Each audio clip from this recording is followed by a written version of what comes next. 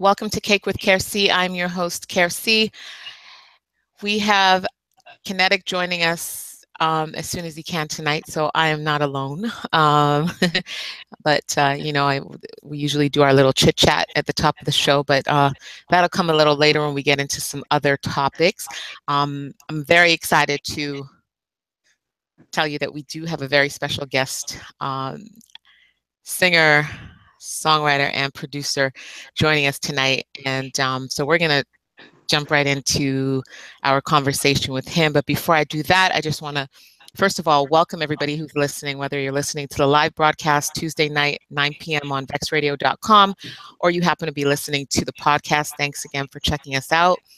And if you are listening to the live broadcast and you want to invite a friend, best place to send them is to vexradio.com, where right on the front page, they will see the link to listen and perhaps join the conversation a little later. We always open the phone lines, the call for you all to call in with your comments, questions, and your take on whatever we discussed tonight. So look out for that. I will be posting the link just below the screen for the show if you're joining us live.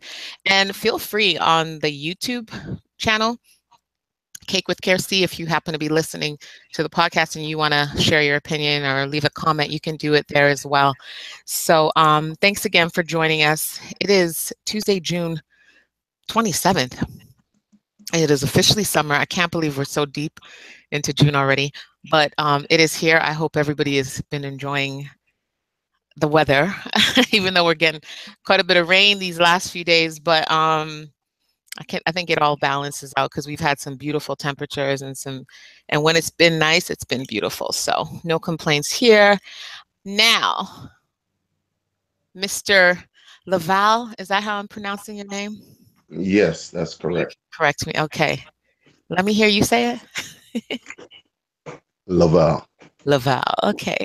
Yeah. Well, welcome. I did mention to you that I've been wanting to have you on as a guest for a while now, but I think the timing is kind of perfect with the fact that you have not only released your album, am I calling it Yeah. an album? You've released your album recently, which we're going to hear more about, and you've recently released your single Condo Life, right? Yes. Yes. And A you new are a new a new single is gonna be dropping this Friday. Yeah, I was about to say that, and you're about to Yeah. be dropping a new one. So we're kind of in the middle of everything that's happening, and I think it's perfect timing. So I'm glad it's happening now, sooner than later.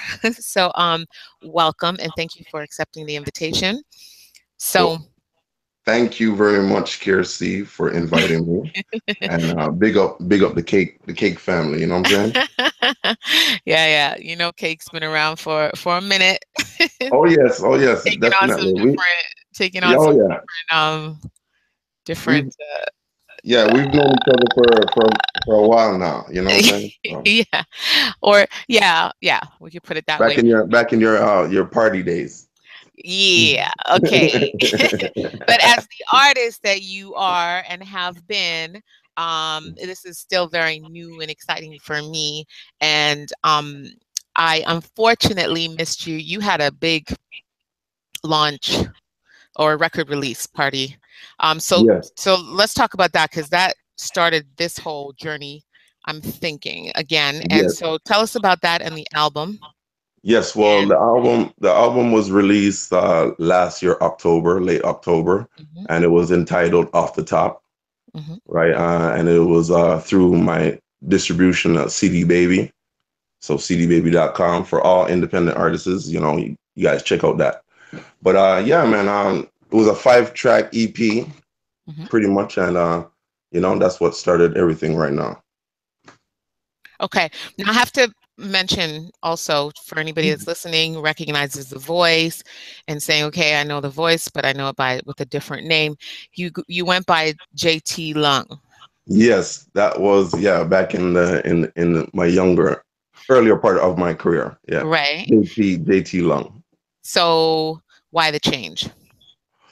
Well, growth, and I'm getting older now, and I don't want to be called JT Lung when I'm in my 40s, 50s, you know. So I just want to go by my real name, which is LEVALè, and Very that's what nice. that's what it is right now. Okay. And so but you were using JT Long because you've been around for a minute, and part of the R&B scene, but you've also mixed with other artists that are currently doing their thing in Toronto and have gone beyond. Yes. So, but you I, consider yourself R&B, like what you do, the music you well, put out? yes, I am R&B, but I Mhm. classify my R&B as reggae and blues. All My right. background is Jamaican, so Mhm. you know a lot of the music that I do listen to is reggae Mhm. or a genre, a part of reggae. So Mhm.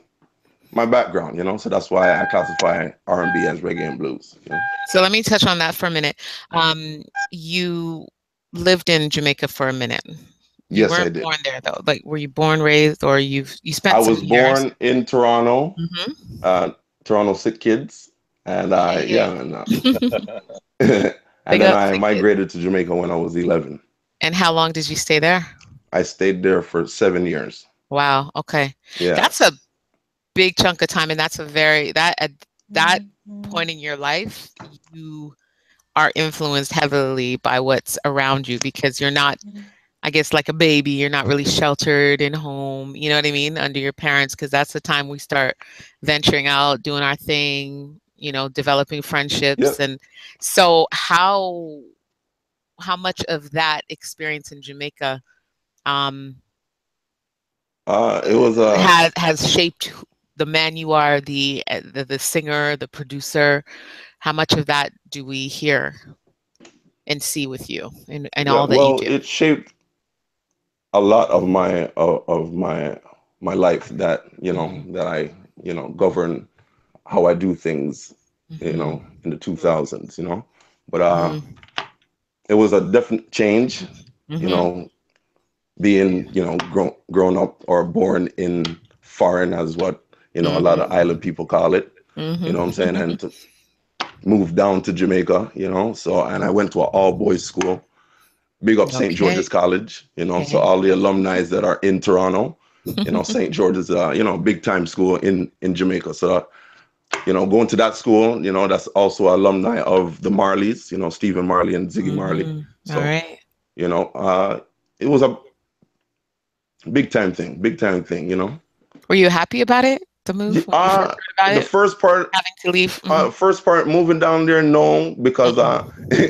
the funny thing is we went down for like a 2 week vacation, Uh-huh. and then Oh, okay. my mom said, "Yo, say I stay down there." So that Oh was a big man. change. That was a big Yeah. change. So going to Yeah. school 2 weeks and then going on a little vacation and say, "Oh, you're gonna be staying down here for 7 years." Oh boy, that was a Wow. big change. But Yeah. eventually, I had to suck it up and just live life.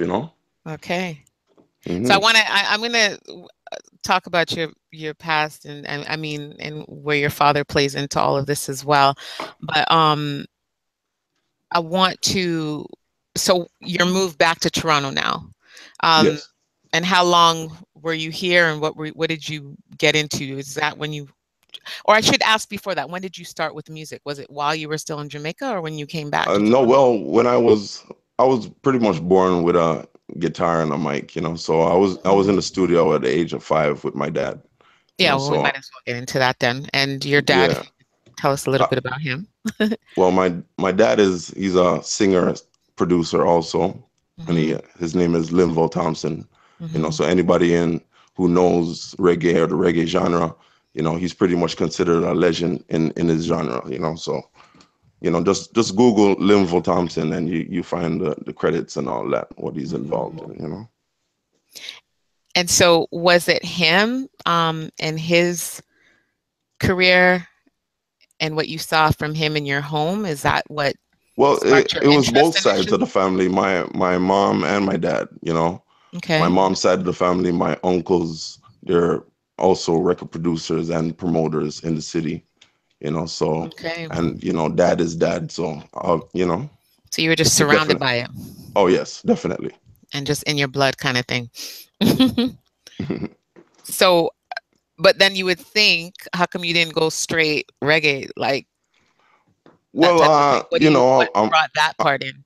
well, everybody is gonna eventually say, oh, your dad is a reggae singer. You're gonna go reggae. But Hmm. I'm born in Toronto, so I'm gonna give you a mix of everything, and this what this city is multicultural. So I'm gonna Okay. give you everything, from pop to R&B to reggae to hip hop. So that's what it does.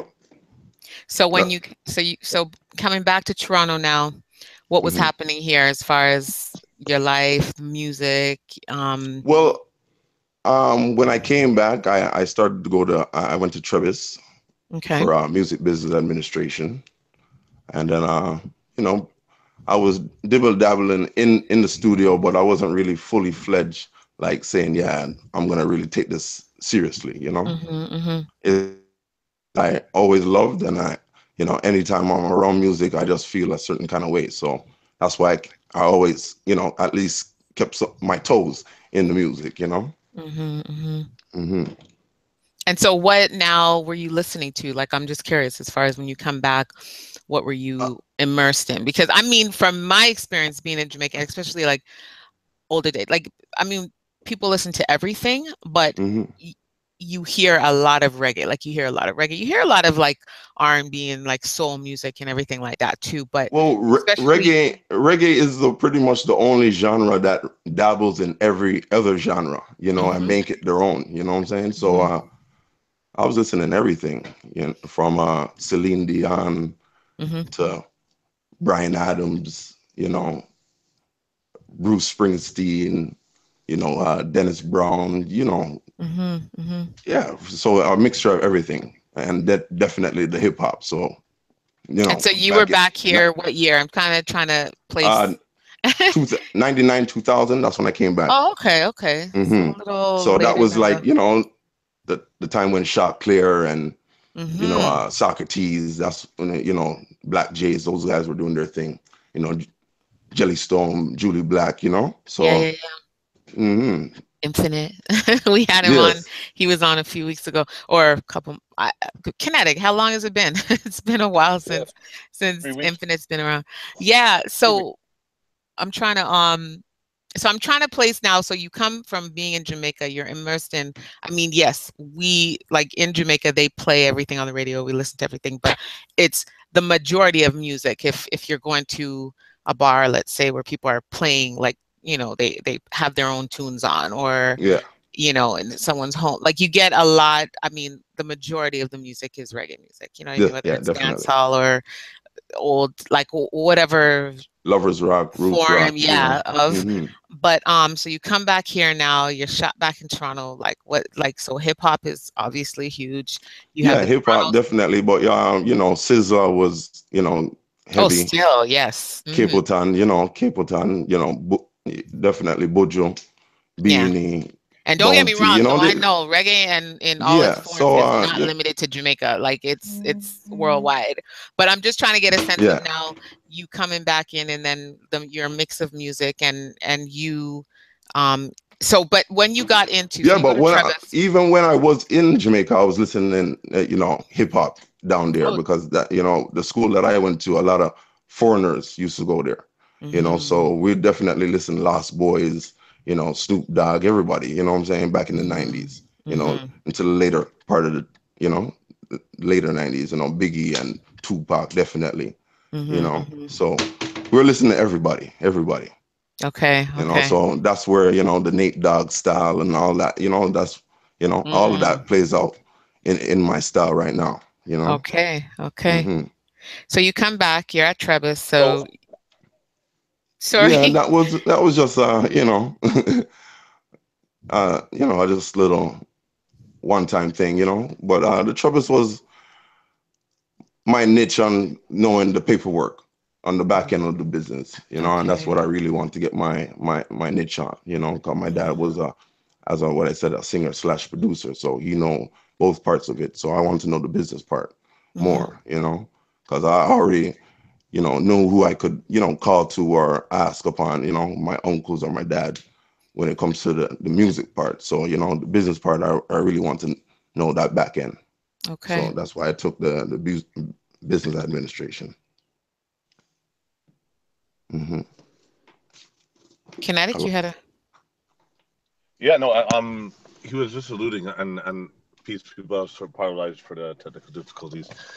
Anyways, basically what I came down to is that in listening to your tracks and your music, you said that your influences, of course, were reggae and hip hop and things of that nature.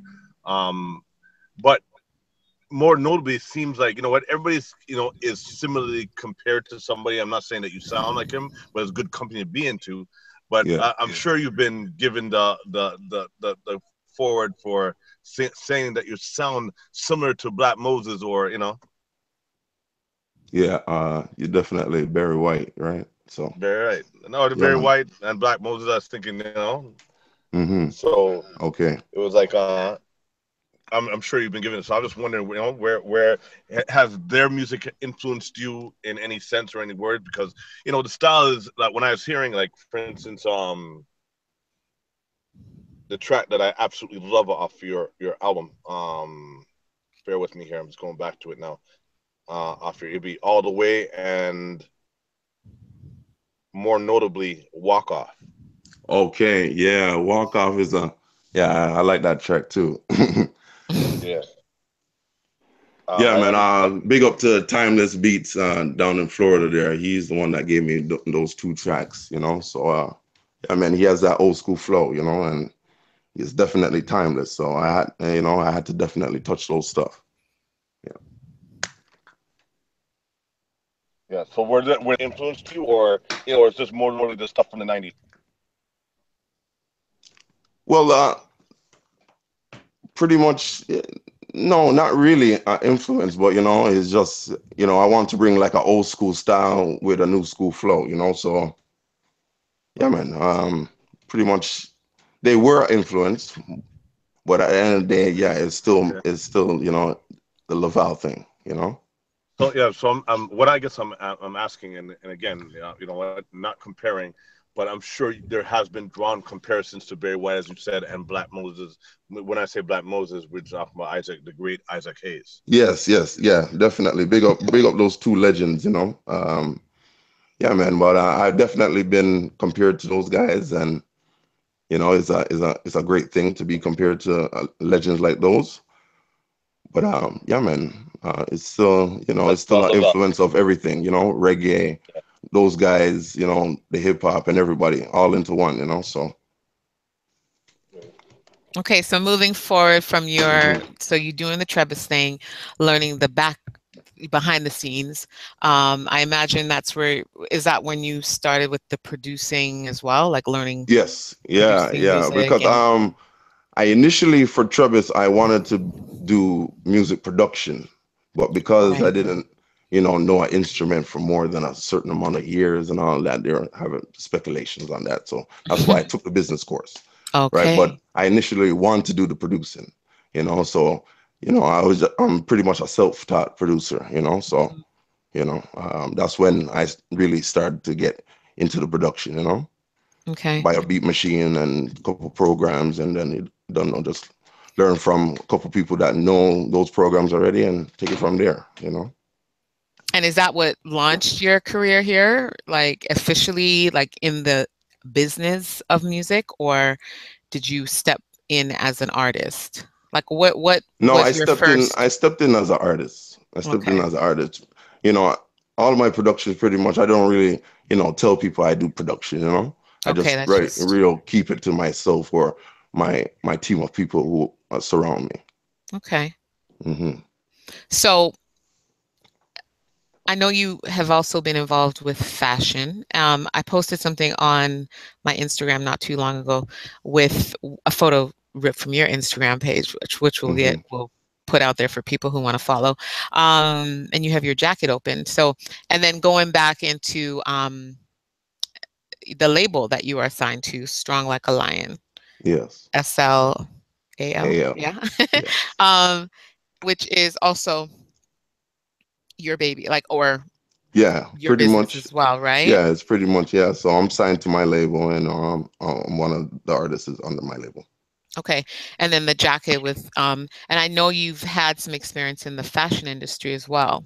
Yes, definitely. So how did all of this kind of come together? Like tell us a story about like how you like what were you doing first? Like were you Well, performing as an artist? Were you no, focused on I the wasn't. I fashion wasn't really and the business? performing. I was Okay. just pretty much just molding my craft. Just Hmm. molding my craft. Just in the studio recording. Vocal lessons. Hmm. Just pretty much just taking it easy. Seeing how the game unfolds in the city here. But still just doing my thing in the back end. Okay. And But then the that's What? label. when. Oh, But Go that's ahead. when the clothing thing came into play because I opened a sneaker boutique with some family members, and that's what started the fashion world for me. And that was here in Toronto? Yes, here in Okay. Toronto. And how was that? Like how did you was that just from your personal style or was that like straight just okay, this is a business I can get into or No, well, I'm a sneaker freak, so Mhm. anybody that knows me knows I love shoes. So Mhm. yeah, so that's what really started it. I wanted to bring something different to East Toronto, Scarborough, Mhm. or like a downtown feel. So I opened my sneaker boutique, which was called Retro City at the time. Back in Scarborough. Okay. Yeah, so man. what came first? Was it the label or was it the shop? Both at the same time, pretty much. We Oh, started okay. in '05. I opened my sneaker boutique in '05, and I started the label in '05. With my brothers. Was that a conscious effort, like just to say, hey, you know what, we're just gonna dominate fashion, music, everything, or was Yeah, it yeah, just pretty kind of much. like out of Everybody knows of know the family of music, and everybody knows me fashion. So might as well, everything plays hand in hand already. So might as well just do everything. You know. And how did you come up with the name Strong Like a Lion? Well, What was the story behind it? yeah. Well, back in the day, back in the late '70s, my dad had a label called Strong Like Samson, and Mm. he made a lot of big production on that label. It was distributed out in the UK in the late '70s, early '80s. So that was Strong Like Samson, and who's Strong Like Samson? The lion. So Okay, I don't Mm. know, Strong Like a Lion. okay, with the play off. Yeah, man. Okay, okay, all right. Then Strong Like a Lion. Well, me, my brothers, cousins, all Fan First members, close Okay. friends, from back in the day.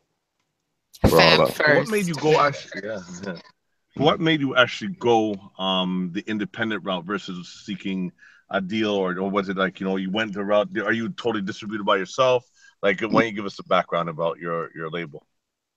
well, the label, pretty much, I try to go getting the sign route, but the politics with that already, you know.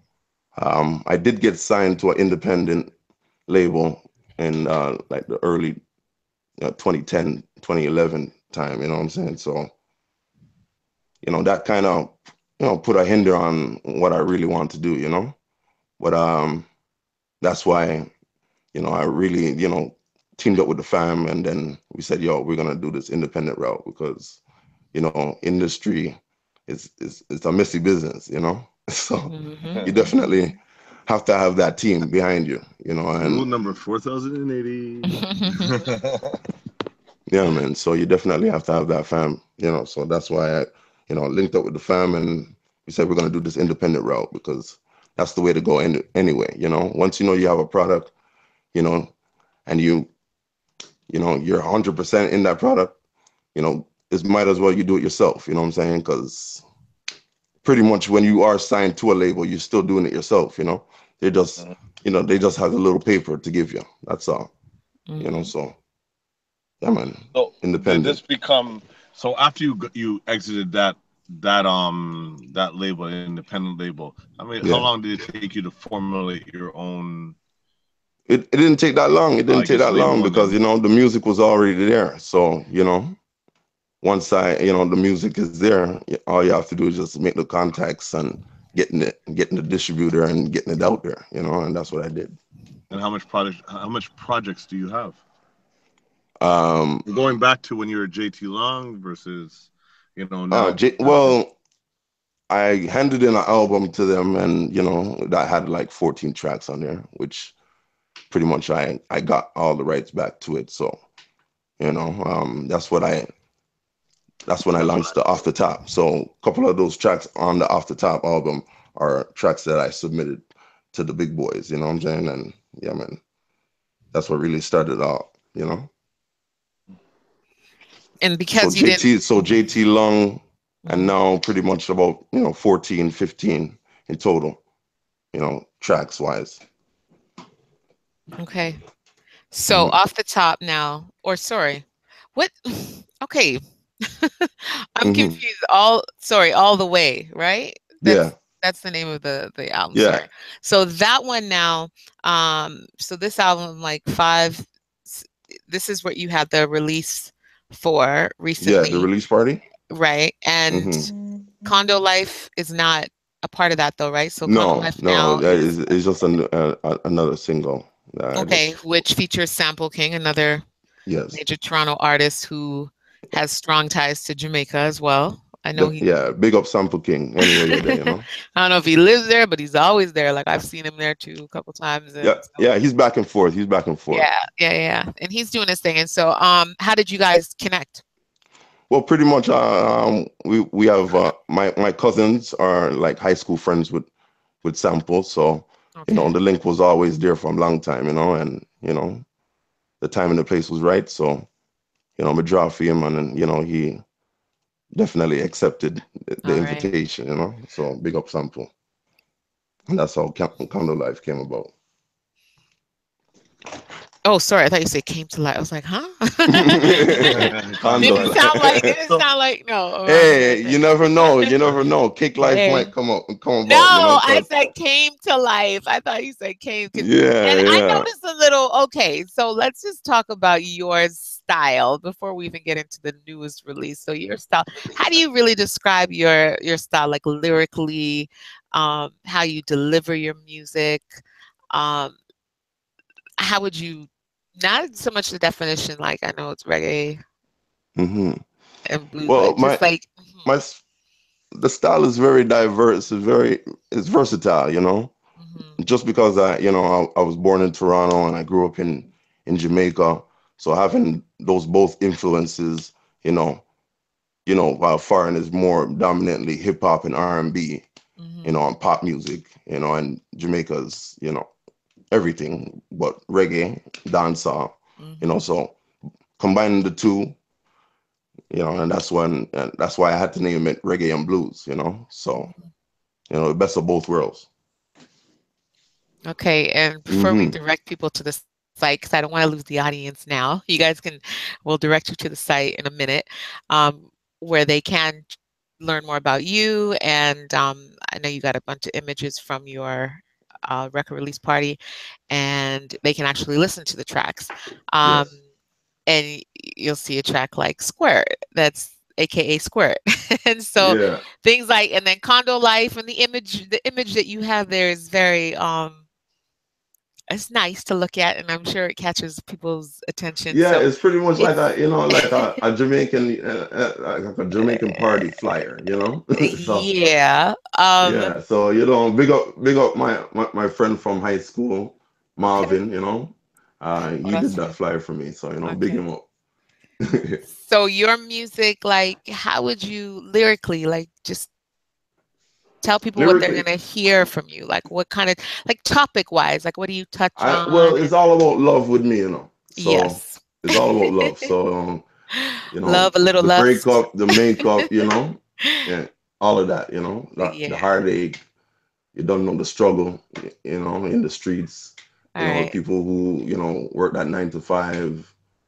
Single parent homes, that's what I'm all about, All right. Love, peace, and happiness. That's what I'm, and that the grind to be successful. That's what I'm all about. In the landscape of the new trend of quote unquote hip hop, what they call trap and things of that nature, why is it that you stick the lane that you do? Because I mean, it's really refreshing. You know, that it's different. It's, you know, it's nostalgic, but it's modern. Yes. Stick to the lane that you did and not switch up like so many other artists have. Well, you know, I my grandma always had a saying, "What was in the beginning, so shall it be in the end." You know, so Mm, in the beginning, you know, it's all about that love making R&B, you know, slow jam, you know, and you still mix it up, you know, because you know, you had Earth, Wind and Fire, and they had that pop feel, that upbeat tempo, you know what I'm saying, and that they were still R&B, you know what I'm saying, but you still have Barry White and Teddy Pendergrass, you that look that slow jam, you know, that bedroom music, you know what I'm saying, so you know, that's what it is eventually gonna be, and that's what it is right now, you know, it's dancing music, but in a different kind of form, you know. But I stick to what I know, and what stands the test of time, and that music is still relevant to today, you know what I'm saying? And that's like 40, 50 years deep, you know what I'm saying? So I rather stick with that, and because I know 40, 50 years from now, it's still going to be around, you know? So that's why I haven't jumped on the trap soul and, you know, those other different genres that they have, you know, mhm. came Ironically, about like from the. ironically, when listening to your music, I was introduced by Cake, by Care. CARE C. I pardon me. I was introduced to your music through CARE C, and now she put me onto your website. I was listening to your tracks, and I was like, all right, this guy has a modern day feel, but an old school flow. And Mhm. Hmm. it's like it's perfectly married between the two. Like, you know, you have the language and the I guess the overall modern feel, but is again that timeless flow and automatic. As I said, not to jump back into it, but say that, you know what, it was a Barry White, Black Moses kind of feel. And I was Yeah. like, you know what? I'm just wondering, how was this a developed style? Did you come up with it, or did it, like, you know, was it something No, that it was was it was evolved it over was time? always it was always there, because even when I was, you know, JT Lung, you know, I had that flow, you know. It's an old school flow that, you know, because I also sound like Dennis Brown, you know what I'm saying? So Mm. that reggae vibe, and that, you know, that kept me mellow, you know what I'm saying? For me not to, you know, do nothing hype, you know what I'm saying? So Mhm. yeah, so that mixed with the Barry White, Isaac Hayes, you know, Nate Dogg, you know what I'm saying? All those guys were mellow. They didn't really do no hype, you know what I'm saying? So I stick with that. Okay. This is something, well, before I get into that, so let's talk about your new single that you're dropping this Friday. Yes. Tell us about that as much as you can. And Yes, the new single, I'm Coming. Pretty much, I did that years ago. I did that like pretty much like 5, 6 years ago, you know what I'm saying? And okay. it's just been in the vault, just sitting, you know? Mhm. And I finally, you know, said, yo, since I'm releasing all this music, might as well just launch it out, you know what I'm saying? So Do this me a is favor. hmm? I'm sorry to cut. I want you to repeat exactly what you just said about how long Mhm. that track is, because a lot of these artists, they just want to release. Like, you know what? I've had this talk with several artists over a period of time. I'm saying that, you know what, if it's old to you, it's still new to everybody else if they haven't heard it. And Right. I want people to realize, look, how long you've been in this game, but yet you still had music sitting for how long? I have music for probably 8 years, you know what I'm saying? But, but yeah, I'm coming, the track that's being released this Friday has been in the vault for like at least 6 years, you know. And did you Mhm. did you update it, or you just kept it? No, pretty much I just kept it the same, you know, just tweaked it a little bit, you know, engineering wise, but you Mhm. know, it's pretty much the same thing, you know. Okay, so tell us about that one. What is it about? And hopefully at some point of this, and if the rebroadcast or the podcast, or I should say, we're going to be able to insert this track. So Yes. Yeah, well, sometime it's produced by just after myself our and my chat. cousin, Hmm. Kevin, Hmm. one of my cousins, you know, God of Spades, big up God of Spades. You know what I'm saying? But yeah, man, it's been in the vault for that long, you know. And pretty much I wrote the track, or I made the track from even more than 5 years ago. I had this track in my head for like 8 years, you know, and then like 3 years after, my cousin presented this beat to me, you know what I'm saying? And then I was just flowing on it, this same track, you know, and then I said, yo, cuz, you know, this is a perfect match, you know what I'm saying? And pretty much I laid it down like a couple weeks after and said, yo, cuz, you don't know, you know, this is mine, you know?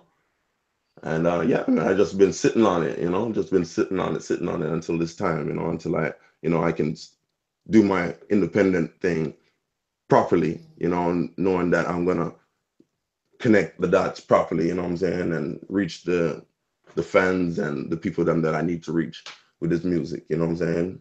So now's the time, and I'm definitely releasing it now. So, you know, June Okay. 30th, you know. There we go. Okay. Be ready for I'm coming, because I'm definitely coming. He's coming. No. Okay, so you're either gonna have to tell us what it's about topic-wise, or you're gonna have to give us a line, maybe a chorus or like Well, your favorite. pretty much it Even speaks if for you don't want itself, to you know. sing. I'm talking to my lady, I'm telling her I'm coming, you know what I'm saying. I'm trying to reach the destination so I can get to you, baby, you know. So, All you right. know, any way possible, but I'm I'm coming, you gonna know. make it to you. Okay. All right. Yeah. So that drops now. How can people hear it? Where are people going to be able to listen Well, to you can check the it track? out on SLALmusic.com, That's the site. stronglikealign.com, or you can check it out on iTunes, Spotify, Tidal, Deezer, you know, all the major streaming and purchasing outlets, you know. So Okay. definitely. Now, out of curiosity, was that a metaphor or play on words, or what? I'm just gonna call it as I see it. Well, no, well, when I just said just a while ago.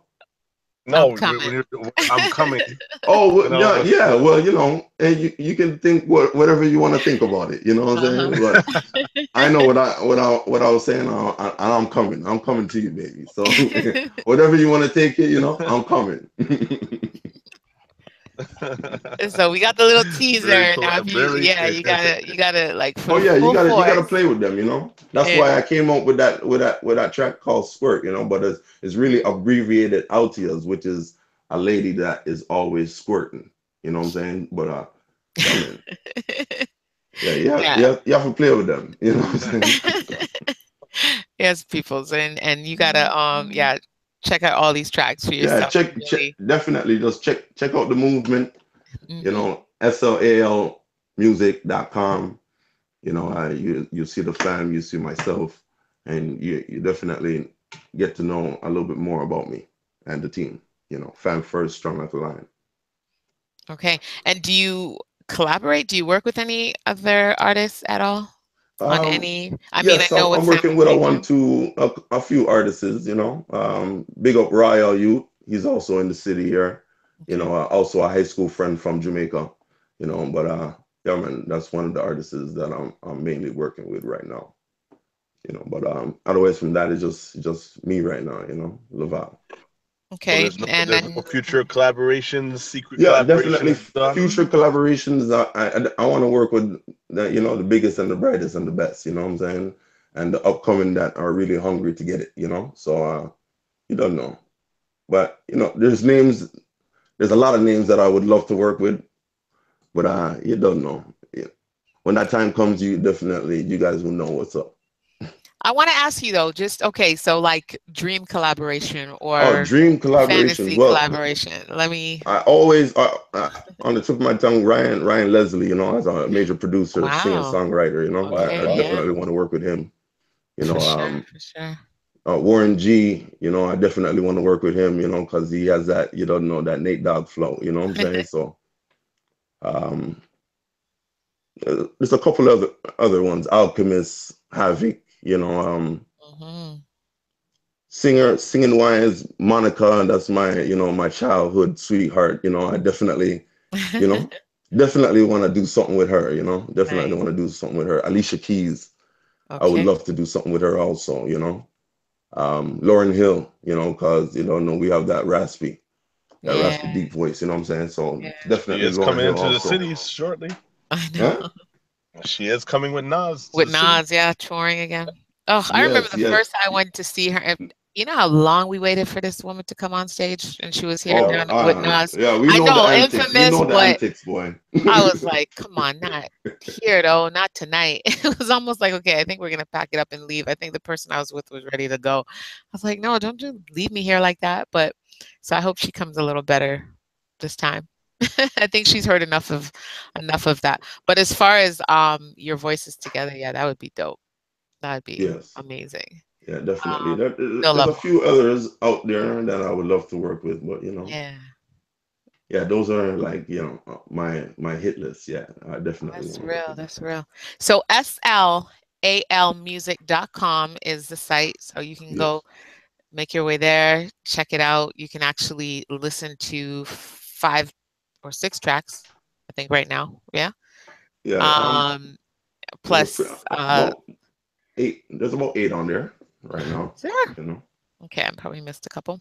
Hmm. Um, but you can check it out, and the album, you can actually buy the album. Um, Yes. have Can it. purchase it on all those major outlets, as of what I said, or stream it on Spotify or Pandora, Spinnerella, whatever. But Mhm. all those major outlets, definitely. SLAL Music, you can definitely get it on also. And my distribution company, cdbaby.com, you can also purchase it on there. And now, can we catch you at any live events, live shows? Do you have anything Well, planned, scheduled? I'm due to be in the city for August 5th, Caravana weekend, Okay. uh, at 1 Westwood Drive. That is the Fling It Up Mhm.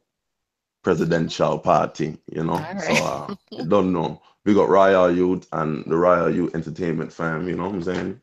Okay. Yeah, I'm gonna be partying and performing with the fam, So Nice, nice, nice. definitely catch me then. Okay. Hopefully, yeah, you'll have that information on your website. If not, I'm sure you'll Yes, be I will. posting on your And also social media. my So how my can people, Instagram, my Facebook, yeah, how can you can people follow also you? get those at Laval underscore SLAL. Just yeah, on all major It's Facebook, Facebook, Twitter, Instagram, and Twitter. Instagram. Twitter Yeah. is at JT Long. I couldn't change it, so yeah, that's what we did. Ah, okay, yeah, yeah. Bring it That. up. Oh, yeah, yeah, yeah. The handle. I think you get stuck with that. Yeah, So, yeah, yeah. do you But snap it all? JT Long, everybody knows me by JT Long still, you know what I'm saying? But Yeah. you don't know. The fam No, you done. got to get familiar with what it is now, though. What it Oh yeah. is, Laval. Oh yes. Oh So, yes. Oh yes.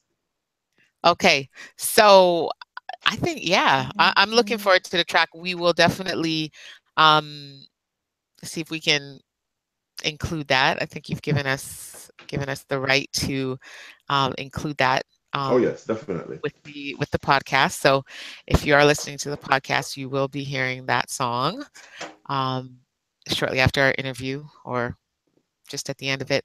And so stay tuned for that. And our live listeners, yeah, check him out.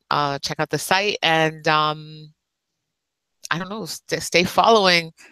Laval because I mean, not Clothing and just. accessories coming soon on SLALclothing.com also. So you don't know. Oh, You okay. guys See, just look out I for was that. asking you about that. You sound like you didn't really want to touch on that. Yeah, Okay, so what it's type coming. of It's coming soon, but you don't know. SLAL clothing, SLAL music. okay, and what are you going to be carrying? Is it men, Men's, women? women's, Okay, glasses. We carrying jackets, clothing. Pants. Everything. okay. And this will be an online boutique. Yeah, online boutique. Online boutique. Okay. Well, All right. thank you again for joining us, for Well, making the thank you very time. much, CARE C. Uh, And Kinetic, you don't know. Respect again. You don't know. Bless up Always the salute cake family. the Amen. best for the future, and we next time you're releasing your track, let's have you back on. Introduce your track to the world, and Oh catch up with yes, you, oh see what's yes. going Like on with you. every month for this whole year, I'm dropping something. So you guys look out. okay. Yeah. Well, we'll definitely keep up and link up again for sure. All right. Thank you very much, guys, and you guys have a great night. You Thank too. you. Thanks. Peace. Okay. One love. All right. Well, we made that happen. That was LEVALè, singer, songwriter, producer, straight out of Toronto, with a lot. I mean, we just touched on who he is, but I think especially with artists, you really got to hear their music or hear whatever it is they're putting out to get a true sense. And I mean, Kinetic, you were talking about his style and was it, developed and especially with his style and his sound in this day and age, it doesn't sound like anything else. So, Yeah, but that's why I was very impressed. Yeah, I was very impressed with exactly. the But I'll movement, the tell fucking you, ideas that he what I know of he's him is confident. just the vibe. It's very authentic. Like that's truly Right. him. And so I can't I think even listening to him, how he speaks, and he's just like calm, and just his delivery with how he speaks to us, just, I think it's very real. And this is who you get. You get like a very real, authentic person. And I mean, every artist in the world has people that love them, kind of like them, and people who can do without them. You know what I mean? So not everybody is for everybody. You know what I mean? But I think there's some real great artists that and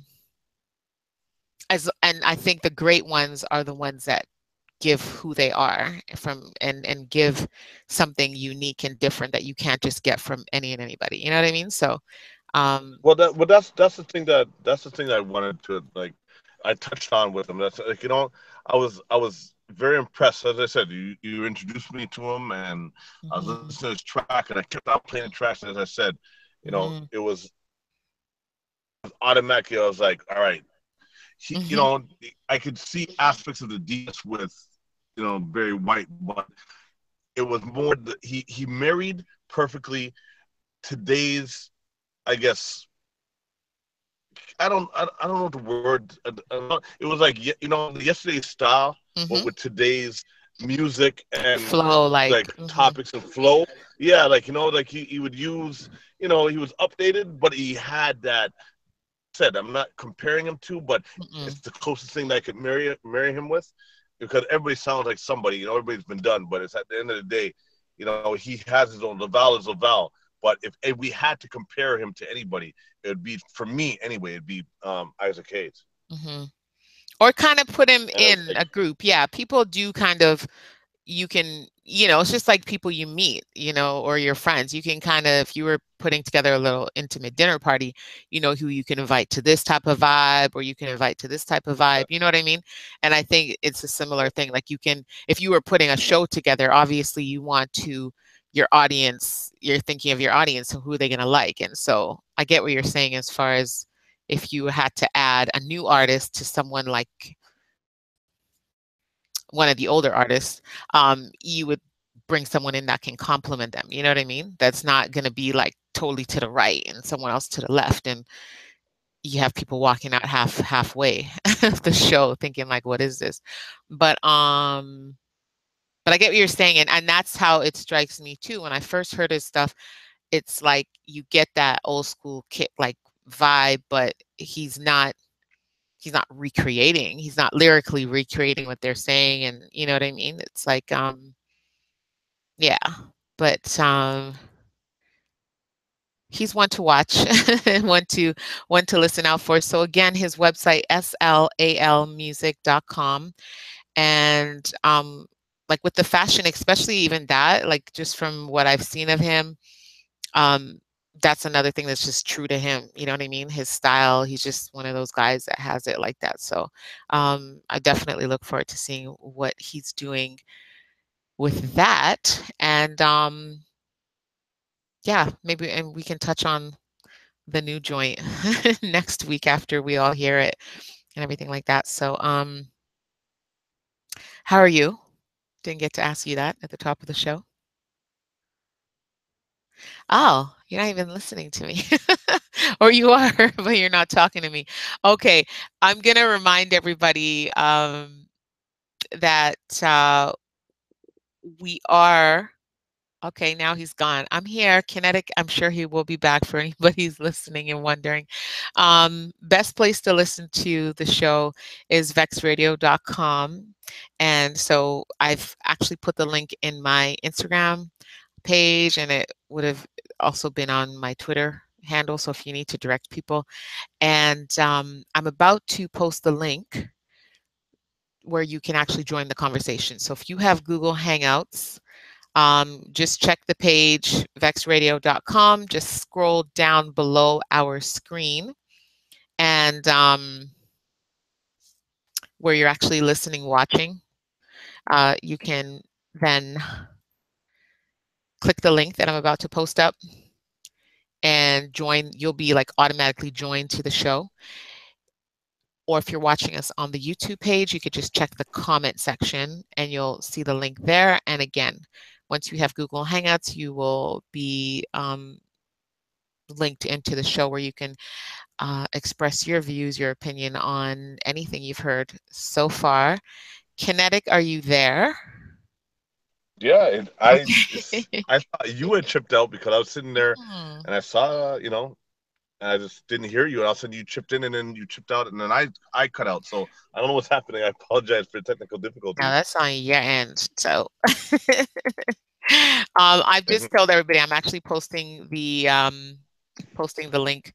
Uh, so hopefully people will join us. And oh, come on, join us to get in on the conversation. We're actually going to get into a few topics, things that have happened recently. Oh man. Okay. So I'm actually really going to, direct everybody to the YouTube page. That would be the best place. So it's Cake with CARE C. And you can find the comment section because it looks like my comment is not posting on Vex. So I don't want anybody mad at me if they actually try to go over there. So I'm going to post it here. So like I said, join the conversation. So first topic that's coming to my head actually, I don't, Serena Williams. So I don't know if you heard what John McEnroe comment he made. No, you know That's what? Admittedly, you're gonna have to lead because I really haven't been clued in over the last week oh my about what's goodness. going on. Okay. Well, it's not that major. I mean, it is kind of major, but So it's yeah, um so Mr. John McEnroe, he's a former player and big deal in the men's tennis world, and he's currently a commentator. So I know with like sometimes I get mixed up with him and his brother though, as far as like whose voice, like who's but he's some of the majors, like he's one of the commentators, um and he's a voice, he's a character, and he hasn't always been looked at as a great character in the tennis world as far as his attitude, and but he's one of these, I say it like I mean it kind of guys, and he says what he says, and he's just kind of rough like that, whatever. And so recently he made a comment about Serena Williams, um, and it was an interview, so I got a little background on it. So he was in an interview, and Serena comes up, and he said that she has proven herself to be the greatest female player of all time, like who's ever played the game. Okay. wow. And yeah, so he put it out there. I mean, Steffi Graf kind of had it for some people, but Serena in the last couple years, just she took that, she stepped ahead of her. I mean, it's a numbers game. It's just her game overall, what she's been able to accomplish, and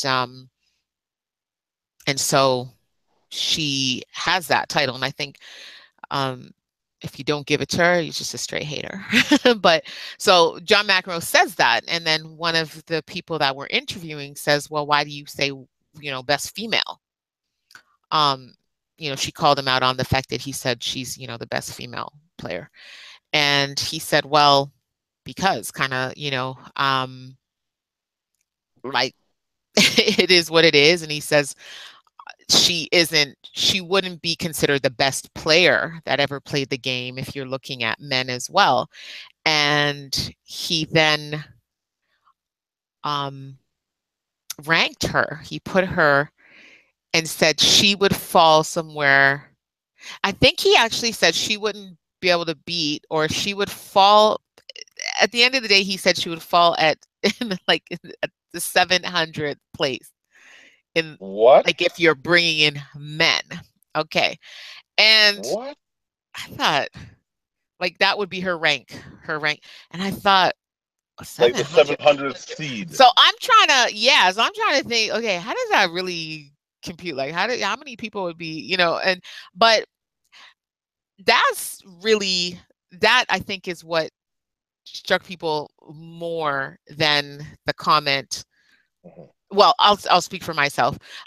Anyway, they called him out on it and said, this is in a post interview, and they called him out on it and said, what did you mean by that? And then they said, well, do you want to apologize for that comment? And he's like, no, it's like I said it, I meant it, kind of thing. And he's not. And so the discussion now, a lot of people are saying, why, he's just hating on her and he's not giving her whatever. And then other people are like, okay, are people like, he's free to express himself. And so and that is the question. And I'm kind of like on both sides of that argument, because if that's how he feels, if that's really how he feels, and he's allowed to express himself. Right. I mean, are people agreeing with him? I'm sure he has some people that agree, you know what I mean? But my problem with it is, because a lot of people now take it as, okay, you're comparing men and women. And some people think clearly you cannot compare a dominant, like, one of the top male players to one of the top female players. And it's not fair to do that. And to me, it's not even that it's fair or not, it's just not necessary. And we are built different, and there are differences. And I, as a female, not an athlete, but as a female, I appreciate my differences. And I don't think and I don't think a woman not being able to beat a man who's on the same level in their categories, let's say, I don't think that makes her any less brilliant or amazing, because I don't think men set the standards across the board. You know what I mean? And so, and this goes for anything, like in any field. I'm just not big into comparing like that. And I'm even like that man to man. I think when we talk about basketball or any other sport, I think everybody brings their own unique game. So, someone might beat someone in a shoot off, someone might beat someone, I don't know, in with tennis, with a serve, one player might have a better serve, one has a better return. So it's like, to just say, okay, well, you're the better player, because I don't think so. I think it's well-rounded, and I think some people will, beat other people in different categories within a game itself. But I think the problem I had, just to finish up, the problem I had was with the ranking, like, just like, okay, you didn't have to go that far to actually, because then to me, it's almost like you're putting her down, because I think that just sounds ridiculous. Well, I mean, I'm actually really surprised. Like, a lot of people know that like football or in North America, soccer, it was scored. People are often surprised to know that tennis is my number 2 and then basketball. I'm a huge, I used to actually play it in high school. And for, like, first of all, John McEnroe, he is one of the greats. He isn't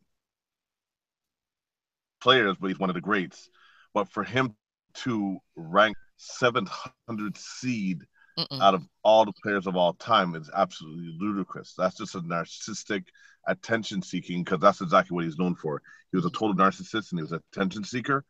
And I think, basically a washed up player that is now looking to revitalize himself, right? Lucas.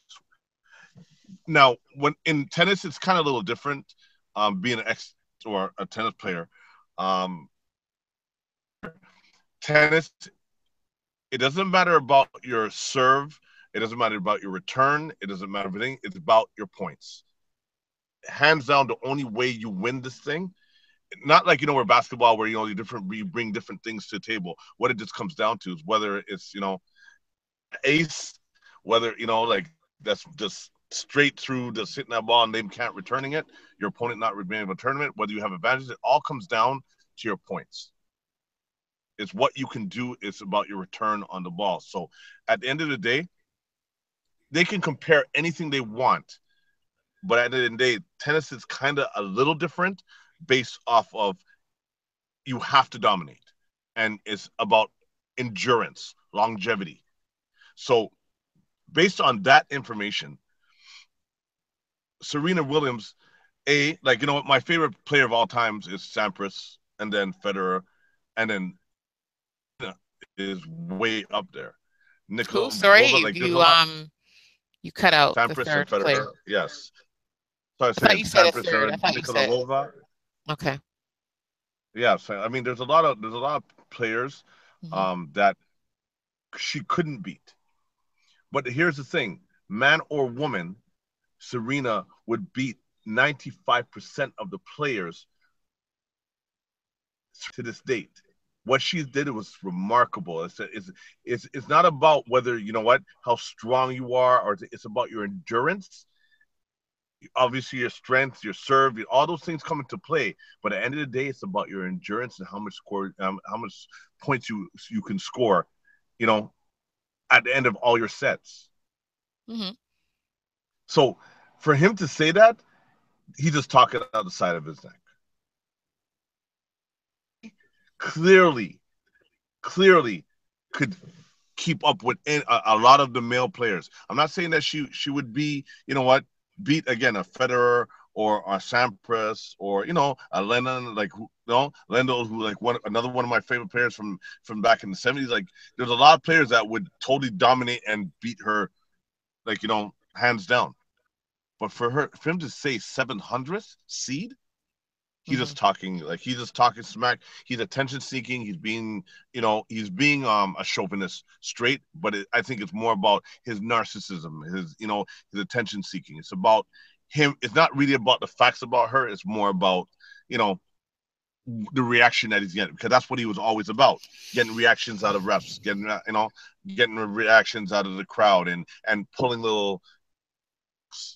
Because he didn't get a call his way. See, I don't know, because I saw when he, I mean, I agree with you. This is who he has been as a player and even beyond. But I think now he has a place in the world, and he has a voice, and he has a platform. He's not really fighting for that, or I mean, there is an idea of maintaining it, right? But I think he said it really believing it. And I think with his knowledge, I'm thinking I don't go that deep into tennis to know who's the 700 or 600. You know what I mean? I don't go like I'm familiar with. I mean, in different times, I don't know. Like you're looking at names within the top 20, kind of. You know what I mean? The ranks, like, so if you are going off of, and I think it's important to note, because and this is where I'm pretty sure he said something along the lines of, she couldn't beat who she could actually beat, and so he would put her down there. I'm even thinking though to myself is like, okay, are you that? Like, there's no way. The only way to prove that is to do it, kind of thing. So I think putting that number on it is almost like, I think it's more personal, is a knock to her kind of thing. I don't even think it's about him just wanting attention and everything like that. And I think, but I just think it was very, very poor taste, the fact that he's doing this now. She is not playing. She is carrying a child. So, I mean, and she was carrying a child when she won her last Grand Slam, like her last Open, like the French, and it was the French, right? Yeah, I'm pretty sure. No, Yeah. oh my No, goodness, it's no, it wasn't. Wimbledon. Sorry, Wimbledon. Wimbledon. no, it wasn't Wimbledon that she just won Oh, pregnant. Um, I don't know. I don't know. Sorry. okay, I gotta look it up. No, no, no, no. Anyway, so she, but I think to do that now, and I'm gonna say, speak on her comment, her response actually, because she did respond, and I mean, um, her response to him, she posted on social media, "Dear John, I adore and respect you, but please keep me out of your statements that are not factually based. I've never played anyone ranked there, nor do I have time. Respect me and my privacy as I am trying to have a baby. Good day, sir." And I just thought that was just the best way. Her responses That's in yeah. general are always just bomb to me, like just very short, sweet, to the point. And she made her point. And they're referring to that the 700 or six, around there. And and that's what I think it's more about, is like, how dare you be comparing her, calling her out, considering the first statement you made that she is the best female to play the game ever. Right. So give her that respect. You know what I mean? Leave it there. If you did want to say, yeah, and if the person asks you, well, why you say female, just because honestly, this is how they're separated for a reason. You know what I mean? It's women. You have mixed, the mixed matches, like with the couples, the pairs and stuff. But as far as, it's women and men, and this is how I speak on that, and that's it. That's all it took. But I think now to go that far, and the people interviewing too, to kind of drag it out of him, like, where would you put her? Where would you put her? And I think John McEnroe, like, you're bigger than that, and you didn't have to get sucked into that. And I think, yeah, and then the fact that she is carrying a child, I would like, just, it's like, have that respect. Like, right now is not the time to even get her a little upset. You know what I mean? Or to hear her name being called in any kind of drama where to cause any kind of stress to her or her unborn child. You know what I mean? It's like, Well, it's such a delicate, no, and I think that, to me, adds to this. It's the timing of it, and I think it was in such poor taste. Have your opinion, believe what you want. Um, you know what I mean? Speak on it, but I just think just throwing that number, which again, like she said, not factually based. Like, you can't, until it's done, it won't be done. You know what I mean? You can't prove that. So it's just your opinion. So state it as your opinion, and that's it. And I don't know. I just think it was in poor taste. well, I mean, to be quite honest, when it comes down to, like, because she's pregnant or not, or whatever it is, like, I mean, she's a celebrity. People are gonna talk. That's nothing new, right? They've grown thick skin, things of that nature. Her I think there response, are times it's like, if I just lost a parent, don't, if I just lost a parent, don't be talking about anything negative about me in that space of time. Like, in my time of mourning, however long that, I mean, you don't know how long that takes, but come on, yeah. with all due respect, like, you wouldn't say anything negative about it, someone who lost their parent a week ago, and it's, and But see, that's the whole so, thing, though. That's where we're in disagreement. Where it's, for me personally, is, you know what, she's gotten the accolades. If you can get the accolades, you can also take the criticism. Not that John McEnroe was right, because I think he was a damn ass for saying that. You know what I mean? Totally, because that's ludicrous what he's saying. Like, how could you be the greatest female of all time and then say that she's 700 seed, and mean it? That's why it doesn't compute to me. Like, if I you're see what he means, though, because if he's saying, if he has access and he's knowledgeable about the ranking, and he's saying, honestly, I don't think she could beat these guys. yeah, I but no, really don't but think she if you could beat told me these guys. seventh seed,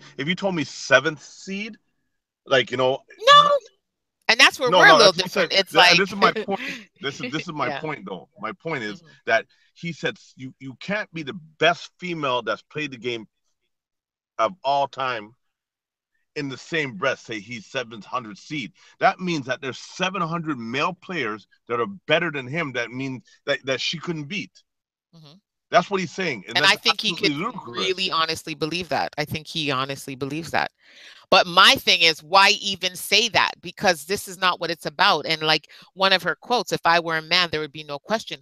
Like, you know, there wouldn't even be this discussion. Like and again, it's just um, but this is what I'm saying. He could actually believe that. But my thing is, why go that far with it? And I'm hearing him defend himself to say, defend why he put the rank out there was weak to me. His defense or his explanation as to why he did it was because he was asked, why did he class her as, you know, the greatest female versus the greatest player?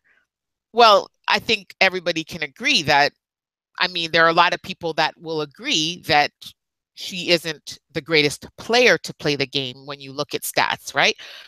So he didn't have to go that deep with it to explain his answer, is my point. It's just like, listen, I don't compare men and women like that.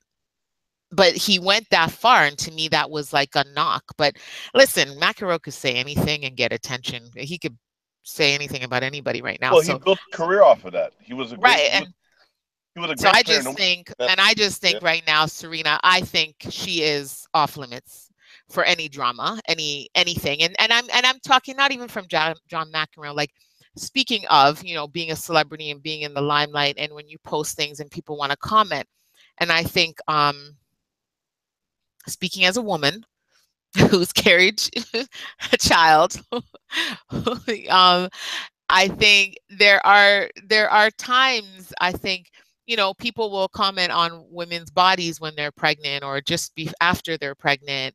And we touched on this topic last year about the snapback, you know, all these women in such a rush to show their post baby body and how their bellies basically flattened back to how they looked before. And I'm thinking, why are you glamorizing this and making this a thing? Because just not for every woman. It's not natural for every woman.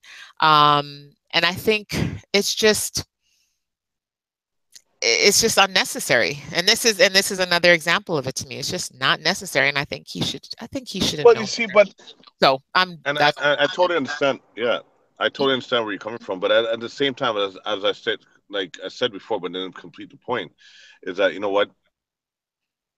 I don't think John McEnroe was talking about her pregnancy. So he was talking about her ability. Whether his opinion is right or wrong is irrelevant. Whether she's pregnant or not is irrelevant. I think what it just comes down to is that he was talking about her ability and where she ranked. And if you can take the accolade as being that, you know what, if he had stopped and said she's the best female player to do it of all time and stopped there, everybody would be like, hey, you know, beautiful, blah blah blah blah blah blah. But she was called out. So he came with what he said, and it should be in the equal vein because, again, it's about our ability, not a pregnancy. Necessary, you know what? I'm not necessarily agreeing with you on that aspect that, oh, because she's pregnant, it's off limits.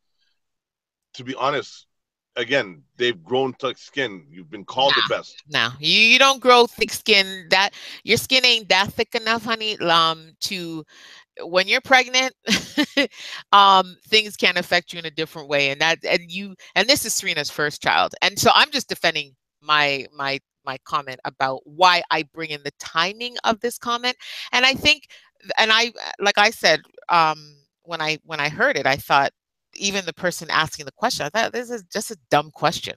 Like, what do you mean? If he says she's the greatest female player, leave it at that. Like, what do you mean? Why did he have to say female? Because have you seen, you know, the top male, top female compete in a Grand Slam, like, professionally? No, maybe for an exhibition game or for fun. But have you ever seen Serena go up against one of the top male? No, it doesn't exist. So accept the fact that he said she is the top, and he probably would have struggled a little. I don't know what his opinion on the male ranking, but it may be a little tougher to put his number one. I mean, some people do, you know, have their clear number one. And a lot of people, though, will kind of put two players up there and kind of go, you know, one might edge one out a little.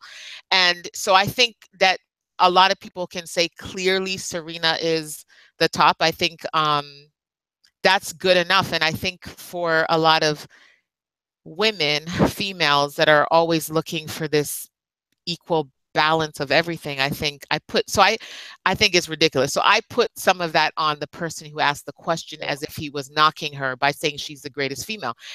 There's no knock in that. And she doesn't have to be the greatest player overall to have her spot in history, because she has it. She's gonna have it for a minute. It's gonna take a lot for someone to top Serena Williams, even after she stopped playing the game. Well, that's what I'm about to officially. say. At the end of the day, in tennis, it's kind of a little bit different. Like, I mean, hands down, you can rank the best players in the world. The top three best players in the world, even though, as I said, Lendo was like one of my favorite, and Sampras. Those are my two favorite players of all time in history. But Federer is the number one, Nadal's number two, Sampras would probably be number three. You know what I mean? So again, and then everything And a else from lot of there. people, yeah, I mean, like you can't not say it's not like that. It's like those are the top three best players in the world in that order. Believe you me, based on titles, based on things yeah, like that. no, I mean, I've had you can get into the changes, you can get into things that have changed the game over the decades and stuff like that. And when you factor certain things in, so you're looking at greats of different decades and comparing them. And there is something to do. I mean, in any sport, if you want to reduce it, like I always say, if you want to reduce it to numbers, if you want to reduce it to results, numbers, titles, wins, rings, whatever, you can do that. And you can rank every player by like percentages overall or specific categories. But there is this element of, I love the way this man plays the game. And there is style, there is finesse. And I mean, that's a small, a minor part. But there are people who, and we're not saying ranking. I mean, ranking is ranking. Yeah. So as far as that's what I was about to say, that's what I'm saying. You've been seeded. Is you get, but just there like are hockey people, gets points. Right, but there are people that will still say this other person is the best player based on other factors. As far as, that's what I'm saying. You can say your favorite players, but it's a little more definitive. And like, again, in hockey, in tennis, is very definitive. It's not like, subjective like basketball. No, and no sport is. I know what you're saying, but no sport is. And what I'm saying about tennis is, if you want to focus on a powerful serve, and you want to focus on that, and that is what determines, like, it doesn't change ranking. Like, ranking is ranking, and you can rank every player in every game based on a different statistic. So that's where it's actually the same across the board. Every sport. But here's what I'm saying. You can rank them. No, but what I'm trying to say is, in terms of understanding how it's done. I know what you mean. As far as it's one person. You don't get the points. No, I'm saying you just don't get the points if you don't achieve. I understand what you're saying. I've watched tennis. I've seen rankings, and I see how a player can be ranked here and then go down to there, no matter how great they were a couple years ago. If you lose, it's not as if. Which I want to get into another topic with, I don't know if you saw the NBA awards, which I missed, the NBA awards show. I did. Okay. As I said, admittedly, this whole week I've kind of been just focused on. Well, that was just on last night, and I totally missed it. And but I don't know if you heard, but Russell Westbrook. Yeah, I heard he got MVP. Yep. Draymond got Defensive Player. And I don't know who else. I can't keep up with all the others. But what do you think about that with Westbrook taking the MVP? I personally really believe that he did 100% deserve it. I'm not a Westbrook fan at all. But I've stated on the shows, like where I said, like, you know what, Durant is the best player in the world. But did Durant do MVP things this year? No. What Russell Westbrook did. With a close second to me. With his dad, he proved himself, like, But Westbrook, real records, he single-handedly, his team, he couldn't complete a finish. But at the end of the day, what it came down to, what Westbrook did was phenomenal. Like, what was it, 30 triple doubles, in a row, or whatever was it, Not necessarily in a row, but yeah, and yeah, for the year or whatever it was. But he went on a real streak. Because he lost. He was on a streak, and then he lost. Something to break. And as I say, what it came down to, I always said that Westbrook is a faster LeBron and faster and better LeBron James. Everybody, real ballers have this. Like, you know what? People that have opinions that are LeBron fans will argue it, but real ball, like, you know what, the guys that would say that, when we talk about ball, we talk about, like, why isn't Tim Duncan, coined as one of the best, when they talk about Jordan and things, why isn't Tim Duncan in there? The same reason, those are the same people that would argue the fact that he's not in there. To us, our circle doesn't understand ball. Like, one of those things where, we're not talking about fan. Like, I think Westbrook as a player is an idiot. I mean, sorry, as a person is an idiot. I'm not a fan of his. I don't think he's a team player. To be honest, I don't think he makes his team better. But what he did for his team and for himself was phenomenal. He deserved that MVP award this year. Without making his team better. Well, MVP doesn't necessarily mean that, it means most valuable player. It doesn't mean most, it's not just isolated on. No, I think it does mean that. Most valuable to who? To what? Your team. I think that's what I'm saying. It's your team to the NBA, to overall. Do you make your team better? There's one finger out of 10 that makes you most valuable player. I think he does. I think he does make his team. I think he definitely makes his team better. That team without him would not be that team, and people can argue. I definitely wouldn't make them a better team without him. And I think the other people in the category as well, they do the same. But I think, like you said, he was outstanding for what he did for his team this season. There's no doubt. Well, but I get what you're saying as far as a team. No, when I say a lot of people have that opinion about him. What I'm trying to say is that nobody wants to play with him, so that goes to show you he's not a team player. But what I'm talking about, making your team better, meaning do you rate to make your team better, not as in the name on your shirt. I'm talking about your entire team. Does he distribute the ball? Like, is he a assist first, score second point guard? No, he's it's all about Russell Westbrook first. If I need help, I will distribute. So his position, does Westbrook do his job well? No. Does he make his teammates better? No. But did he make his team better? Yes. And that's what I think and I think that's where I don't think it's I don't think it's all the individual or even the best player or the best players on a team. I don't think it's their job or responsibility to make their individual teammates better. I think that's added bonus. And when you can do that, I think that's amazing. But what I think the only thing that people are supposed to do or obligated to do on a team, no matter who you are, is you should give your best, give your all. And through example, just by being who you are and being the best player you can be, I think that should inspire everybody around you. And I think that's all everybody's responsible to do. And if you I think Westbrook carried his team. Yes, 100%. As far as they went. And to me, you're valuable to that team.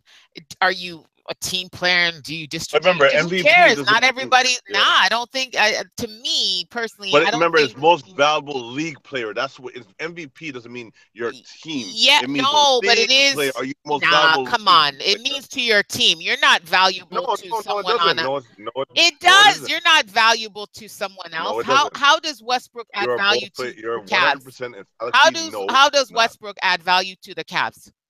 And if What and it comes how down he to, does add what they're value. talking. No. Let me finish. It's not And about how adding value to the yes, Cavs. but It's I'm about telling being you the as most a valuable NBA player, period. That's what it's about. no, you're to your team. You're most valuable to your team. However, you can't be Wow. valuable to the league at the same time by what I said, by being so great that your opponents even you make them want to step up their game, knowing, yo, I'm going to be playing Westbrook or whoever. Like these are the guys in the league right now that I got to step up my game. So if that forces other players to to practice a little more, to get on their game a little more, and if it inspires even like older players, younger players, then you are valuable to the league.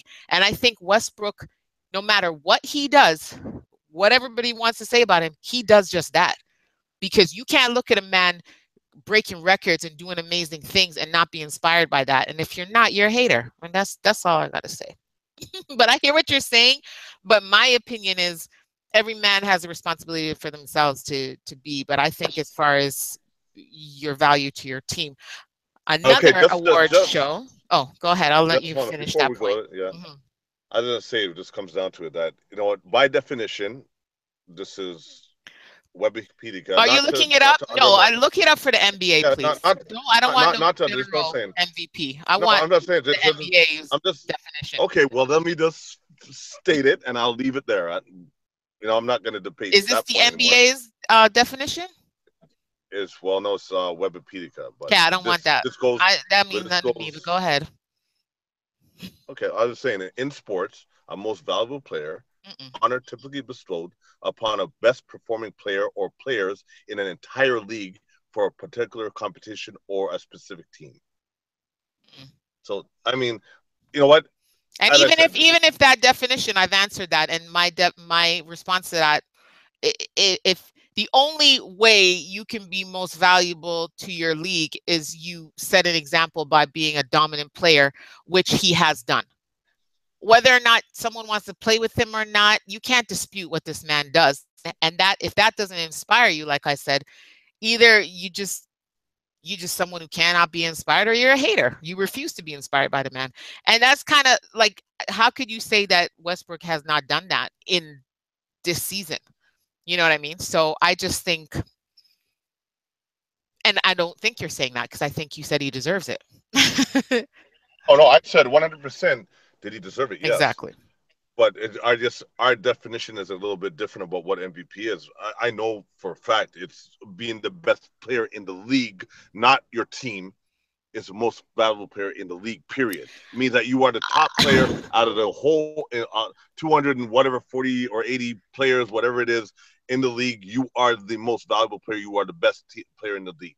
That's exactly what it means. But again, I won't debate it any further. So, you know what I No. mean? But I'm gonna go over that because I think, yeah, but I'll post that. I'll post it on my Instagram. Cake with Kirsty. Cool. Like to say you can basically do both, but if you didn't, yeah. Anyway, okay, we'll get on that. Like I said, another award show that happened on Sunday night, BET Awards. Did you watch that? No, as I said, this whole week it's all been business for me. So Okay. Anyway, so someone else who has been leading the pack. I'm just going to talk about this one particular award, the best female hip hop artist, best female MC, who has, who's been dominating for the last 7 years. yeah, Nicki Minaj. Yeah. Okay. So, and this year, Remy took it. Okay. And so props to Remy. Congratulations. Yeah. I'm a little excited about that for her. And yeah, so she took that. And I don't know what your take on that is. I mean, I missed the actual announcement, which would have been kind of cool, and when she came out, but I saw a bit of her speech. And what I loved about her speech was she did acknowledge other women, and she had, and actually pointing out some of, like, Queen Latifah and some others who were in the audience. And it was easy for the other females. I saw a picture with Lil Kim and her, and some of the other artists that were in the category and, you know, who've been around in the industry for a minute, be able to celebrate her and congratulate her.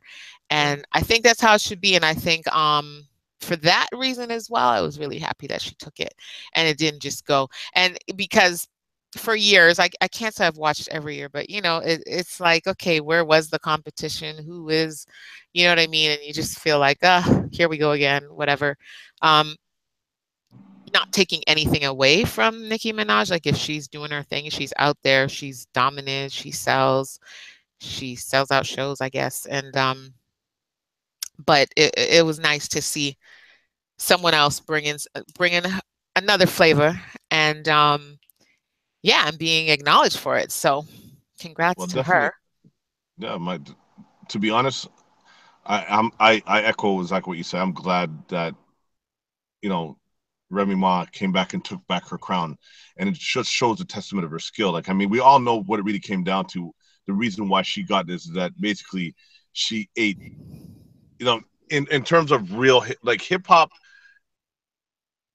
is about, you know, competition. That's what it was built off of. Who's the better rapper? Who's the better performer? Who's the better this? Who's the better that? It's always been about competition. And you know what? If somebody steps to you, you step up your game, and you come back at them. And even, you know, like the influence, Jay-Z, Nas, when everybody thought that, you know, Nas was Jed, he came back with Ether, and, you know, and like, you know what I mean? It's just like one of those things where, you know what, Nicki Minaj, Remy Ma brought back old school hip hop. She went at the top head. She came back for a crown. She took the crown and Nicki Minaj did not answer back. And that's why she won this. At the end of the day, Remy Ma represents real hip hop. Not to say that Nicki Minaj doesn't. We all know that, you know, she's a carbon copy of, you know, Queen Bee, Little Kim. And now then she turned it into her own moniker and stuff of that nature. Whereas Remy Ma went to jail for 7 years, came back out, ahead, you know, with Fat Joe and, you know, all the way up, and then came back at her raw and just ended her career. If we're talking about hip hop in terms of lyrics, it just flat out ended her career. Nicki Minaj was smart not to respond so deservingly.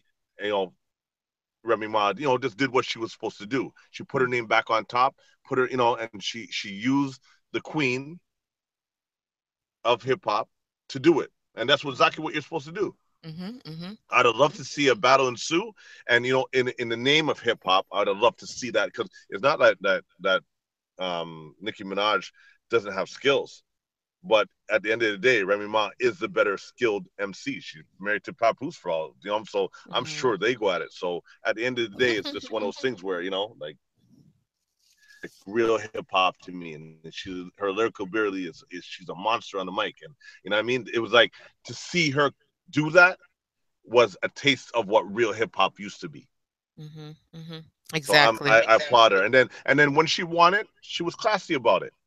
And that just showed her the maturity about it. Like, you know what? Everybody celebrated her. They celebrated her womanhood, you know. And I'm sure she didn't diss Nicki Minaj. She just did her job. She was a professional about it, and then she was classy about it. And that's why I love about it. That's the way it should be. There we go. So there were some couples that popped up on the red carpet. I actually saw Eva, what's her name again? Marcel Pigford. Remember her that cute model? And she's dating this dude that's actually running for mayor, to be mayor of Atlanta. So, and she was on the red carpet or backstage or whatever, posted up with him. So, and in other couple news or relationship news, I don't know if you saw the images posted today of Rihanna, all hugged up, kissy kissy, touchy touchy with some dude. Who is that? I don't know who he is. I don't know where they were, but they were like, they were wet. They were in the water having a good time, very happy. Yeah, she looked very happy with this man. She looked well relaxed and comfortable. And so here's my thing though. They always say, you know, when these pictures are taken, 9 times out of 10, it's set up. Publicity, Because, but I think it's a little different because she was actually staying. It's not as if they were walking out of a restaurant and they caught them. Like, they were actually staying somewhere. So it could have leaked. You know what I mean? Someone could have whispered to a friend who told a friend that, oh, Rihanna's staying here and whatever. And then it doesn't take them very long to come with their super zoom cameras and catch her. I don't know where she was, but she looked very comfortable with this man. Do you think they should be posting these things though about these people? Like, when you see them, do you, I mean, do you care? You're like, oh my gosh, okay, this is a little too far. Like, give them their little intimate space, their little intimate time. You know what I mean? Because well, you know there's what? part of me that says that. And I mean, earlier you said, you know, they're celebrities and they've built up a thick skin. But I'm just like, there are some things that, some moments that should just be sacred. And like her. But that's my thing. Let's okay. You've asked a couple questions and you made a statement. Yes. And this rest of it and say, wait, the way I look at it is that look, this is Rihanna. Rihanna's, you know, the quote was coined as a good girl gone bad. Rihanna has always been bad. From she started when Jay-Z found her, you know what I mean? It's no secret. She was I've a heard. prostitute. Yeah, she was a prostitute. So old. What? Okay, I didn't hear that. Yeah, she was a prostitute. Okay, I've never heard that. I just heard that she's. Wow. Nope. Wow. Okay. Yeah. He said it, not me, people. Yeah, well, you know, it's common knowledge. Not I made it up. It's out there, I right? never heard that. Wow. Okay. So it's just one of those things where, you know what, it was just coined as that. And the thing is with her is, because it's such common knowledge, I don't think it's like, you know what, you're not, you know, you're not that person anymore. You're now a superstar. Like, you know, again, the Beehive doesn't come from me, but yo, Rihanna's queen for me. That is like, you know what I mean? Like, you know, that's the Navy. yeah, the Navy, whatever they're called. Well, I know what I'm saying. No, I'm saying the Beehive, Beyonce's Beehive versus Rihanna's Navy, right? I'm saying that the Beehive will come from me. I'm saying that Rihanna, I just like her music way better than I do Beyonce's. Oh, okay. Right. So at the end of the day, it just comes to it that, you know what, to me, it's like, you know, the true queen for me, like, is Rihanna. I just love her music. I love her style. And I've said, you superseded. You're no longer that woman, but you still have those tendencies, and you're like, you know, at the point where you're like, I don't care. I'm gonna do this. I'm gonna do that.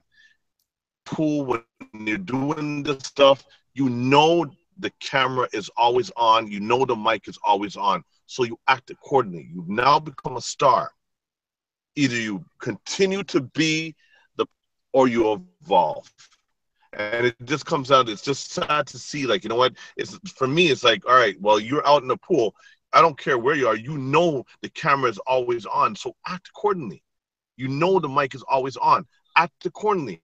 So if you get, because you're sitting with some man, I don't care if you're in a private villa or whatever it may be, you're in a pool, you're comfortable with the man, you know, if it's your love interest this week, today, whatever it is, if you don't want to be taken, I mean, photos be taken of you, then you act in accordance. If you want to be private, then you be private.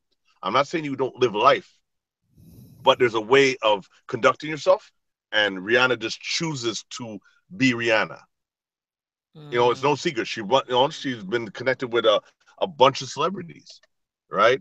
So at the end of the day, what it comes down to is that, you know, Rihanna, you know, you know that you're getting, you know that your pictures can be taken. This is not the first time that she's been linked with celebrities or men, you know, multiple men in one dating scene or whatever it is. Rihanna's just doing Rihanna. So do I feel sorry for Rihanna? No, because she's not acting the way she should be. If you want, like, you know what, beyond, like, take a note out of Beyonce. Even though they suspected, nobody knew Jay-Z, and like the two most popular artists in the world were dating for a decade plus, but nobody could confirm it. I don't think it was that long, but who cares? They're just weird. They're just different. I think but I don't know.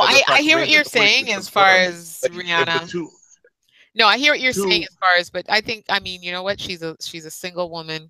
She has no commitment. She don't have any children. She don't have nobody to answer to. She does her business, handles her business. She makes crazy money, and she I think she has, I think the number of men, I don't know if I would say exceeds, as far as publicly, my knowledge, I don't know her personally, I don't really know her history. Um, I've heard, she's connected with people, even, I mean, since she's been a celebrity, like different artists and stuff like that. But as far as, I never, honestly, I've never heard of any kind of professional street life, like anything like that. Yeah. But as far as having, I mean, the last relationship, I can't recall. I'm trying to think. The last person she was connected to was that, I think that, um, was it Trap? Anyway, she was connected to someone. It's been a while, and I don't really see her popping up and doing anything like this. And so I think she keeps her personal affairs pretty private to the general public. And this is why I think, people are kind of freaking out that now, oh my gosh, she's in the pool kissing up on some dude, and some dude that the majority of people don't know, like can't put a name to his face. So I think that's what's even driving it a little more, because I don't know who he is. I thought you might know. He looked like he looked like some football soccer player. So something like that. But good for you, girl. Do your thing. Like I said, she is free and single, and free to do her thing. But I hear what you're saying. And maybe it was like she kind of wanted it out there to show that, hey, still doing my thing. But at the end of the day, she doesn't care, Rihanna, right? So Exactly. Yeah. my girl, And like she doesn't have Rihanna's to. my girl, Yeah. Hmm. right? She my Yeah. girl, and she's gonna do her at the end of the day. But I'm just saying, it's like, you know what? At the end of the day, man, you need to be the queen that you are. Not I don't have the see Rihanna as tendencies that no you damn have. queen. I like her. I give her props, and she just how her career has gone. But I don't give her anything beyond that. I just Well, think she considering that came she's out. had like the most number ones, you know what I mean, as a female, like, come on, that's a queen Yeah, right but there. that's popularity. That's popularity to me. I don't give Rihanna like creatively music skills, singing skills. I don't give her that No, kind she's of. not a writer. She's not a No, singer, but she she's just not makes a good music. musician. I don't think she's the greatest singer. A I writer. just think She does, yeah. she has a look. She has this mystique about her, and she was willing to put in the work that was necessary, and it was the right time, right place. She has that look, like I said, and she did her thing, and she continues to work. Because I mean, a lot of people were in a position where they could have. And I think it was the person that was willing to just put in the extra time and energy, and she did it. So I wouldn't take anything away from her, but I wouldn't give her anything. Well, as I said, Change up a couple of facts in there, and she wouldn't be Rihanna. The Rihanna we all know and like, at least, or love in some cases. But like I said, give her do your thing, Rihanna. You look like you're having fun, girl. Have some fun for me in the pool. and, and then they're the last picture I put, they were actually wrapped up going back upstairs. Like, yeah. Anyway, that's a wrap, I think, for us tonight. Sorry, on the main page, on the Vex Radio page, the uh, the link didn't post. Not my fault. It's just because it's waiting to be approved. So, um, but yeah, we didn't get to freak out about how deep it is. It's the 27th of June, Kinetic. It's officially summer. It's almost stop July. swearing. Stop swearing. You know, Any big plans for the Canada 150? It's a big year for Canada, turning 150 this year. Any big plans I for the know, weekend? not big plans, but I'll be at Cabana. So could I Oh, okay, okay. When's that? What day is that on? I don't. on the Well, third, no. third, the Oh, Monday. okay, okay, okay. But the actual day, July 1st. Go Canada. Yeah. I don't know if I'll be at the house or at the condo, but I'll be kicked up watching fireworks somewhere, and whatever it is, it is. I know I need to get out. That's what I was saying. And it looks like the weather should be decent. First, they were calling for rain, but it looks like we're getting rain Thursday, Friday, and then it should be clear for the rest of the weekends, the long weekends. So, whatever you do, have fun, people, and be safe, and Yeah, whatever, even if you don't believe in the whole Canada Day, because what does this mean to the natives? And I no disrespect, and I respect everybody's position, but it's like, you know what, we live here, we're here, and celebrate the fact that, you know, for the most part, we get along, we do our thing here. It's pretty decent. And so focus on the positive is, I guess, my message. And just enjoy it. Don't get too bummed out about anything else. And I'll be doing something. I'm not sure. There's a couple of shows happening up in the north end of the city, with some reggae artists and stuff like that. There's a couple of things going on. So I think I might attempt to go to one of those and yeah, be out somewhere to catch fireworks. Hopefully it's clear enough. Did you But did you take in Irie Fest this last weekend or anything, or sorry, this weekend? no, no, No, no, really, okay. no. But yeah, I'm gonna try to drag myself out. Hopefully it's nice enough. Yeah, this weekend. And because yeah, I really don't do rain. So I know they said there's no rain, but if I see any hint to anything, like I'll sit at home and wait till the last minute to say, okay, rain is gone or rain is not coming, whatever. But anyway, we go on and on and on.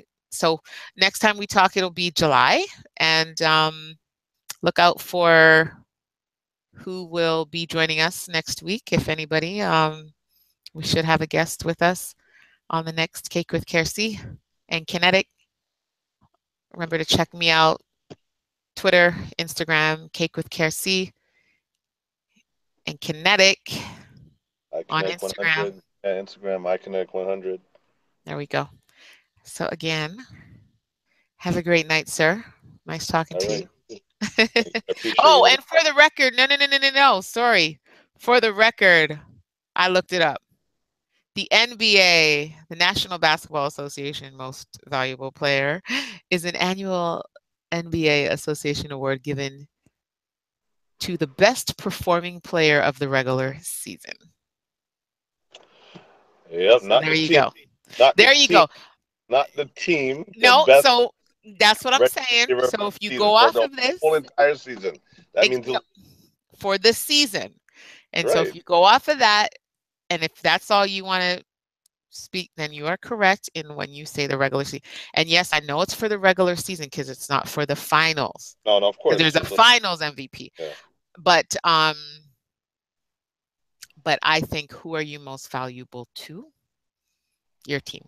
So I'm still going to add that because it just only makes sense. It's not the best player of the season, because then it would be called the best player. It's called the most valuable player. But technically, I guess if you just want to leave the sentence as is, that it kind of goes with more what you're saying. So we'll put it that way. But I've given my reason for the extension, because most valuable means who you're most valuable to. Your team, the man who pays you, the people who pay you, you're on that team. You bring value to your team. Anyway, but I think they're all valuable to us because they give us a good game. So that's about it. Anyway, have a great night, KINETIC. All We'll right, you talk. too. Peace. All right, people. And thanks again for listening, everybody. Take care.